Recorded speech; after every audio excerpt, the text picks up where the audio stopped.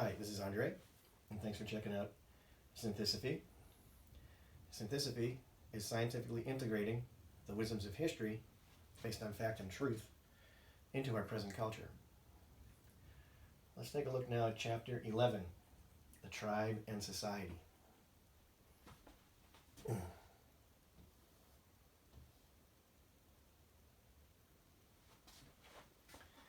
What is a tribe? By definition, a tribe is a form of human social organization based on a set of smaller groups, bands consisting of a small number of people, usually no more than 30 to 50, who form a fluid, egalitarian community and cooperate in activities such as subsistence, security, ritual, and care for children and elders, and defined by traditions of common descent, language, culture, and ideology. The following that I will be talking about are primarily quotes from Tribe on Homecoming and Belonging by Sebastian Junger. And notice that his first statement in the introduction is, "Modern society has perfected the art of making people not feel necessary." On what grounds does Junger make this statement? With reference to the Native American Indians, he states, "For all the temptations of native life, one of the most compelling might have been its fundamental egalitarianism. Personal property was usually limited to whatever could be transported by horse or on foot, so gross inequalities of wealth were difficult to accumulate. Successful hunters and warriors could support multiple wives, but unlike modern society, those advantages were generally not passed on through the generations. Social status came through hunting and war, which all men had access to, and women had far more autonomy and sexual freedom and bore fewer children than women in white society at that time. Here I have no master," a colonial woman who joined the tribe said about her life with the Indians. "I am the equal of all women in the tribe. I do what I please without anyone saying anything about it. I work only for myself. I shall marry if I wish. Is there a single woman as independent in your cities?" End quote. First, agricultural, then industry changed two fundamental things about human experience compared to our Paleolithic past. The accumulation of personal property allowed people to make more individualistic choices about their lives, and those choices unavoidably diminished group efforts towards a common good. And as society modernized, people found themselves able to live independently from any communal group. A person living in a modern city or suburb can, for the first time in history, go through the entire day, or an entire life, mostly encountering complete strangers. They can be surrounded by others and yet feel deeply, dangerously alone. The evidence that this is hard on us is overwhelming. Although happiness is notoriously subjective and difficult to measure, mental illness is not. Numerous cross-cultural studies have shown that modern society, despite its nearly miraculous advances in medicine, science, and technology, is afflicted with some of the highest rates of depression, schizophrenia, poor health, anxiety, and chronic loneliness in human history. As affluence and urbanization rise in a society, rates of depression and suicide tend to go up rather than down. Rather than buffering people from from clinical depression, increased wealth in society seems to foster it. According to a study titled "The Ethics of Suicide: Historical Sources," early chroniclers of American Indians couldn't find any examples of suicide that were rooted in psychological causes. Sources report that early American Indian tribes experienced no suicide at all. This stands in contrast to many modern societies where the suicide rate is as high as 25 cases per 100,000 people in the U.S., with white middle-aged men currently having the highest rate at 30 per 100,000 per year. According to a global survey by the World Health Organization, people in wealthy countries suffer depression at as much as 8 times the rate they do in poor countries. And people in countries with large income disparities, like the United States, run a much higher lifelong risk of developing severe mood disorders. The mechanism seems to be simple. Poor people are forced to share their time and resources more than wealthy people are, and as a result, they live in closer communities, just as the Paleolithic tribes of our evolutionary past. The psychological effect of placing such importance on affluence can be seen in the microcosm of the legal profession. In 2015, the George Washington Law Review surveyed more than 6,000 lawyers and found that conventional success in the legal profession, such as billable hours or making partner a law firm, had zero correlation with levels of happiness and well-being by the lawyers. In fact, public defenders who have far lower status than corporate lawyers seem to lead significantly happier lives. The findings are in keeping with something called the self-determination theory, which holds that human beings need three basic things in order to be content. They need to feel competent in what they do, they need to feel authentic in their lives, and they need to feel connected to others. These values are considered intrinsic to human happiness and far outweigh extrinsic values such as beauty, money, and status. Bluntly put, modern society seems to emphasize extrinsic values over intrinsic ones. And as a result, mental health issues refuse to decline with growing wealth. Let's take a look now at another gentleman who has done some significant research in sociology. In 2007, anthropologist Christopher Bohm published an analysis of 154 foraging societies that were deemed to be representative of our ancestral past. And one of their most common traits was the absence of wealth disparities between individuals. Another was the absence of arbitrary authority. Social life, he said, is politically egalitarian in that there is always a low tolerance by a group's mature males for one of their number dominating, bossing, or denigrating others.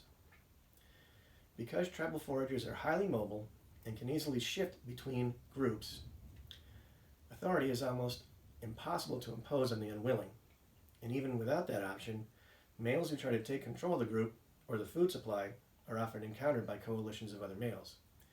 This is an early and ancient adaptive behavior that tends to keep groups together and equitably cared for. In his survey of ancestral type societies, Bohm found that, in addition to murder and theft, one of the most commonly punished infractions was failure to share. How often does that happen in society today? Freeloading on the hard work of others and bullying were also high up on the list. Punishments include public ridicule, shunning, and finally, assassination by the culprits by the entire group. Which brings us to this cave painting. This cave painting is about 12,000 years old in Spain, and it shows 10 figures with bows in their hands and a lone figure prone on the ground with what appear to be 10 arrows sticking out of them. The configuration strongly suggests an execution rather than death in combat. Bohm points out that among current-day foraging groups, group execution is one of the most common ways of punishing males who try to claim a disproportionate amount of the group's resources. Given enough time, Bohm writes, any band society is likely to experience a problem with a homicide-prone, unbalanced individual. And predictably, band members will have to solve the problem by means of execution. Bohm's research has led him to believe that much of the evolutionary basis for moral behavior stems from group pressure. Not only are bad actions punished, but good actions are rewarded. When a person does something good for another person, a pro-social act, they are rewarded not only by group approval, but also by an increase of dopamine and other pleasurable hormones in their blood. Group cooperation triggers higher levels of oxytocin, for example, which promotes everything from breastfeeding in women to higher levels of trust and group bonding among men. Both reactions impart a powerful sensation of well-being in the brain.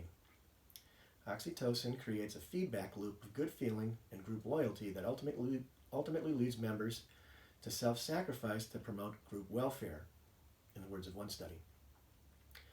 Hominids that cooperated with one another and punished those who didn't must have outfought, outhunted, and outbred everyone else.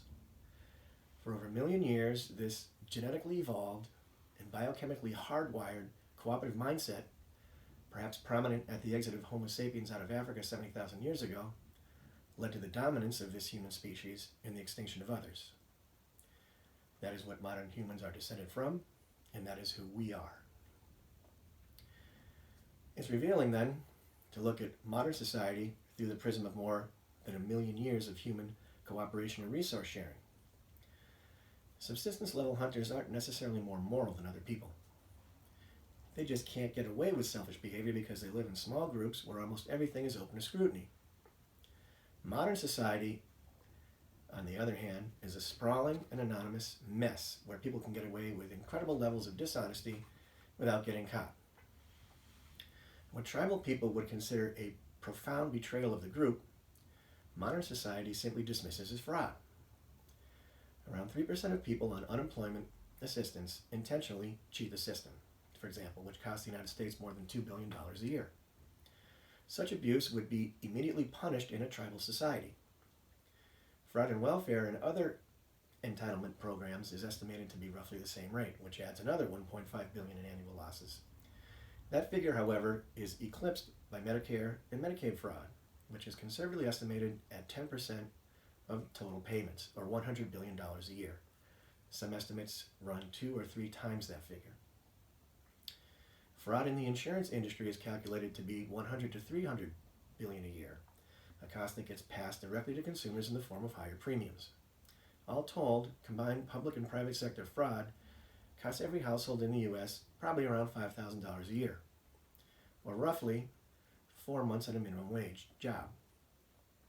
A hunter-gatherer community that lost 4 months' worth of food would face a serious threat to its survival, and its retribution against the people who caused that hardship would be immediate and probably very violent. We as Westerners live in a complex society, and opportunity for scanning relatively small amounts of money off the bottom are almost endless, and very hard to catch. But scamming large amounts of money off the top seems even harder to catch. Fraud by American defense contractors is estimated at around $100 billion a year. And they are relatively well behaved compared to the financial industry. The FBI reports that since the economic recession of 2008, securities and commodities fraud in the U.S. has gone up by more than 50%. The 2008 recession, which was triggered by illegal and unwise banking practices, cost American shareholders several $1 trillion in stock value losses and is thought to have set the American economy back by a decade and a half. The total costs of the recession have been estimated at $14 trillion, or about $45,000 per citizen. Most tribal subsistence level societies would inflict severe punishment on anyone who caused that kind of damage. Cowardice is another form of community betrayal. Most tribes punish it with immediate death. If that seems harsh, consider that the British military took cowards off the battlefield and executed them by firing squad as late as World War I. It can be assumed that hunter-gatherers would treat their version of a welfare cheat, a securities fraud, or a dishonest banker as decisively as they would a coward. They may not kill him, but he certainly would be banished from the community. The fact that a group of people can cost American society several $1 trillion in losses, roughly 1/4 of that year's domestic product, and not be tried for high crimes shows how completely detribalized our country has become. During the 1960s, senior executives in America typically made around $20 for every dollar earned by a rank and file worker. Since then, that figure has climbed to 300 to 1 among S&P companies, and in some cases it goes much higher than that. The U.S. Chamber of Commerce managed to block all attempts to force disclosure of corporate pay ratios until 2015, when a weakened version of the rule was finally passed in the SEC in a strict party line vote of 3 Democrats in favor and 2 Republicans opposed. The American public will probably continue to refrain from broadly challenging corporate leaders who compensate themselves far in excess of their value to society. That is ironic because the political origins of the U.S. lay in confronting precisely this kind of resource seizure by people in power.